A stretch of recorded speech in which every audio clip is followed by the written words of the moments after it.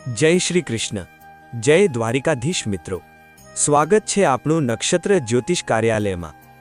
આજે આપણે જાણીશું તુલસીજીનું પુરાણ આધારિત મહત્વ। તુલસી ધાર્મિક, આધ્યાત્મિક અને વૈજ્ઞાનિક દૃષ્ટિએ માનવી જીવન માટે સર્વ રીતે કલ્યાણકારી છે। તેથી પ્રત્યેક સુસંસ્કૃત કુટુંબમાં તુલસીનો ક્યારો અવશ્ય જોવા મળે છે। પહેલા પ્રત્યેક ઘરમાં તુલસી વૃંદાવન રહેતું। 1. તુલસી પ્રત્યેક ઘરમાં પૂજાય છે। ગામડામાં ઘેર ઘેર માટીના ઓટલા પર તુલસી ક્યારો કરીને સ્ત્રીઓ પ્રતિદિન પૂજા કરે છે, અર્ઘ્ય અર્પણ કરે છે અને સાંજે તુલસી પાસે દીવો કરે છે।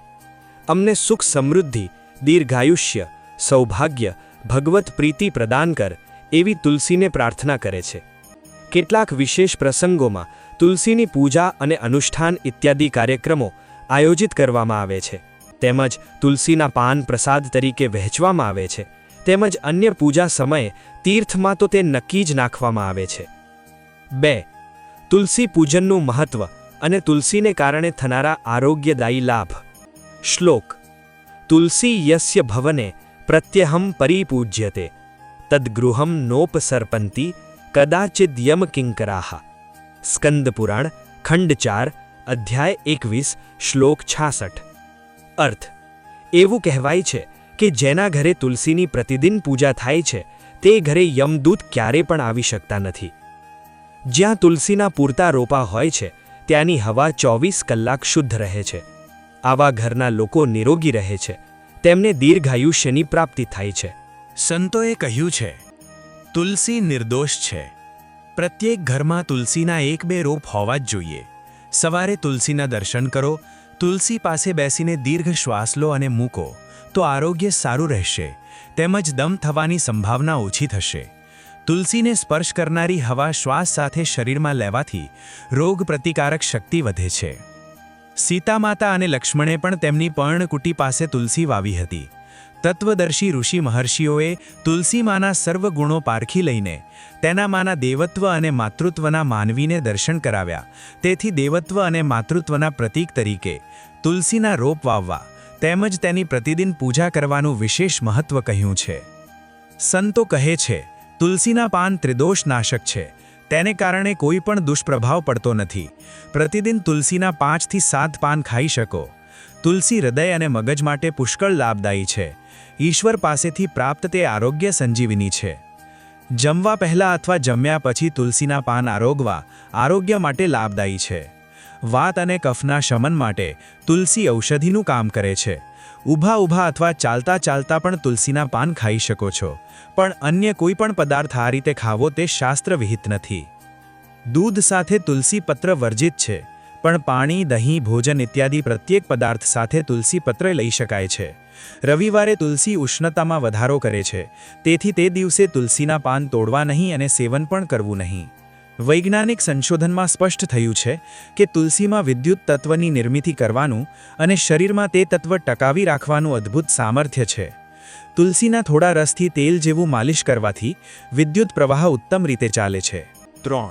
તુલસીનું મહાત્મ્ય। બ્રહ્મ વૈવર્ત પુરાણ પ્રકૃતિ ખંડ 21.34માં ભગવાન નારાયણ કહે છે કે હે વરાનને, ત્રિલોકમાં દેવપૂજાના ઉપયોગ માટે કરવામાં આવનારા સર્વ પત્ર પુષ્પોમાં તુલસીને પ્રમુખ ગણવામાં આવશે। શ્રીમદ દેવી ભાગવત 9.25.42-43માં કહ્યું છે કે ફૂલોમાં જેની કોઈની સાથે તુલના થઈ શકતી નથી, જેનું મહત્વ વેદોમાં પણ વર્ણિત છે, જે સર્વ અવસ્થાઓમાં સદૈવ પવિત્ર રહે છે, જે તુલસી નામથી પ્રસિદ્ધ છે, જે ભગવાન માટે શિરોધાર્ય છે, જે સહુની મનગમતી છે, તેમજ જે સંપૂર્ણ જગતને પવિત્ર કરનારી છે, તે જીવન મુક્ત, મુક્તદાયિની અને શ્રીહરિની ભક્તિ પ્રદાન કરનારી ભગવતી તુલસીની હું ઉપાસના કરું છું। તુલસીના ક્યારાની માટીનું તિલક કરવાથી તેજસ્વીતા વધે છે। 4. તુલસીની વૃદ્ધિ અને તેના સંરક્ષણ માટેના ઉપાયો। 4. તુલસીના પાન તોડતી વેળાએ તેની મંજરી અને આજુબાજુના પાન તોડવાથી રોપની વૃદ્ધિ સારી થાય છે। જો તુલસીના પાન પર છિદ્રો દેખાતા હોય તો ગાયના છાણના છાણાની રાખ કીટનાશક તરીકે વાપરવી જોઈએ। તુલસીના છોડને હિન્દુ ધર્મમાં મહત્વપૂર્ણ માનવામાં આવે છે। આ છોડ તેના વૈજ્ઞાનિક, ધાર્મિક અને જ્યોતિષીય ગુણોના કારણે મહત્વપૂર્ણ છે। તુલસીના છોડનું મહત્વ પદ્મપુરાણ, બ્રહ્મવૈવર્ત પુરાણ, સ્કંદ પુરાણ, ભવિષ્ય પુરાણ અને ગરુડ પુરાણમાં જણાવવામાં આવ્યું છે. આ પૌરાણિક ગ્રંથો ઉપરાંત આયુર્વેદ અને વિજ્ઞાનમાં પણ આ છોડને પર્યાવરણ અને સ્વાસ્થ્યની દ્રષ્ટિએ મહત્વપૂર્ણ માનવામાં આવે છે. બીજી તરફ વ્રત અને ધાર્મિક કથામાં પણ તુલસીનું મહત્વ જણાવવામાં આવ્યું છે. ભગવાન વિષ્ણુ અને શ્રીકૃષ્ણની કોઈ પણ પૂજા તુલસીપત્ર વગર પૂર્ણ માનવામાં આવે છે. એટલા માટે ઘરમાં આ છોડ હોવો જરૂરી છે. પદ્મપુરાણ મુજબ યા દૃષ્ટા નિખિલાઘ સંઘ સમની સ્પૃષ્ટા વપુષ્પાવની રોગાણામ અભિવંદિતા નિરસની સિક્તાંતકત્રાસિની પ્રત્યાસત્તિ વિધાયિની ભગવતઃ કૃષ્ણસ્ય સંરોપિતા ન્યસ્તા તચ્ચરણે વિમુક્તિફલદા તસ્યૈ તુલસ્યૈ નમઃ. અર્થ: જેના દર્શન કરવાથી તમામ પાપનો નાશ થાય છે, સ્પર્શ કરવાથી શરીરને પવિત્ર બનાવી દે છે, પ્રણામ કરવાથી રોગોનું નિવારણ કરે છે, પાણી પાવાથી યમરાજને પણ ભય પહોંચાડે છે, છોડ ઘરમાં લગાવવાથી તે ભગવાન શ્રીકૃષ્ણની નજીક લઈ જાય છે અને તુલસીપત્ર ભગવાનના ચરણમાં ચઢાવવાથી મોક્ષરૂપી ફળ આપે છે. આવી તુલસી દેવીને નમસ્કાર છે. ગરુડ પુરાણના ધર્મકાંડ પ્રેતકલ્પમાં લખાયું છે કે તુલસીનો છોડ વાવવાથી, તેને પાણી પાવવાથી, તેનું ધ્યાન, સ્પર્શ અને ગુણગાન કરવાથી વ્યક્તિના પૂર્વજન્મના પાપનું નિવારણ થાય છે. તુલસીનું જ્યોતિષીય, આયુર્વેદિક અને ધાર્મિક મહત્વ. જ્યોતિષ મુજબ જે ઘરમાં તુલસીનો છોડ હોય ત્યાં વાસ્તુ દોષ લાગતો નથી. આ છોડને ઘરના પૂર્વ ઉત્તર ખૂણામાં રાખવો જોઈએ. ભવિષ્ય પુરાણમાં જણાવાયું છે કે તુલસીના છોડને દક્ષિણ દિશામાં રાખવો જોઈએ નહીં, તેનાથી દોષ લાગે છે. આયુર્વેદમાં ઘણી ઔષધિઓ તુલસીના પાંદને મેળવીને બનાવવામાં આવે છે. આયુર્વેદ મુજબ તુલસી પત્રને દાંતથી ચાવવા ન જોઈએ, તેનાથી દાંત ખરાબ થાય છે. ફ્રેન્ચ ડૉક્ટર વિક્ટર રેસિનનું કહેવું છે કે તુલસી એક અદ્ભુત ઔષધિ છે. વનસ્પતિ વૈજ્ઞાનિક ડૉક્ટર જીડી નાડકર્ણીના જણાવ્યા મુજબ તુલસીના નિયમિત સેવનથી શરીરમાં ઊર્જાનો પ્રવાહ નિયંત્રિત થાય છે અને વ્યક્તિની ઉંમર વધે છે. બ્રહ્મવૈવર્ત પુરાણમાં પ્રકૃતિ ખંડમાં જણાવાયું છે કે મૃત્યુ સમયે જો તુલસી પત્ર સાથે જળ પીવડાવવામાં આવે તો તેને દરેક પાપમાંથી મુક્તિ મળે છે. તુલસી ઉપર થયેલા રિસર્ચ અને વૈજ્ઞાનિક રિપોર્ટ. સ્કંદ પુરાણના જણાવ્યા મુજબ જે ઘરમાં તુલસીનો છોડ હોય અને દરરોજ તેની પૂજા થાય તે ઘરમાં યમરાજા પ્રવેશ કરતા નથી. ઇમ્પિરિયલ મલેરિયલ કોન્ફરર મુજબ તુલસી મલેરિયાની વિશ્વસનીય અને પ્રામાણિક દવા છે. સ્કંદ પુરાણમાં જ જણાવાયું છે કે વાસી ફૂલ અને વાસી જળ પૂજામાં વર્જિત છે, પરંતુ તુલસી પત્ર અને ગંગાજળ વાસી હોવા છતાં તેનો પૂજામાં ઉપયોગ કરી શકાય છે. એટલે કે આ બંને વસ્તુને દરેક સ્થિતિમાં પવિત્ર માનવામાં આવે છે.